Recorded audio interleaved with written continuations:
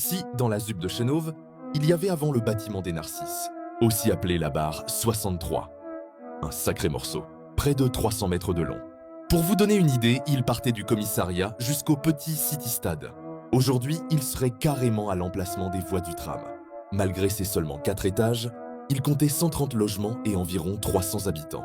C'était l'un des bâtiments les plus impressionnants de la ZUP par sa longueur. Ensuite, ici, on avait la barre 64, juste à côté du gymnase du Mail.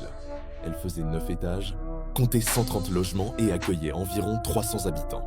Et là, à la place du City-Stade, se dressait la barre 71, 9 étages, 150 logements et près de 400 habitants. Une vraie barre emblématique du secteur. Un peu plus loin, ici, se trouvait la tour Ernest Renan. Elle était identique à celle qui est encore debout juste à côté, ce qui leur avait valu le surnom de tour jumelle. Avec ses 16 étages, ses 80 logements et environ 200 habitants, elle marquait le paysage de loin.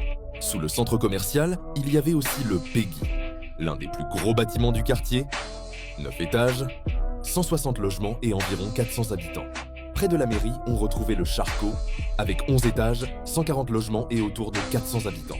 Et enfin, toujours sous le centre, il y avait le Rude similaire au Charcot de la même couleur avec 11 étages. Lui aussi, 140 logements et environ 400 habitants. Quand on additionne tous ces bâtiments aujourd'hui disparus, on se rend compte qu'ils formaient à eux seuls une véritable petite ville. Bien sûr, il reste encore plusieurs bars et tours dans la ZUP de Chenôve, mais à l'époque c'était beaucoup plus dense.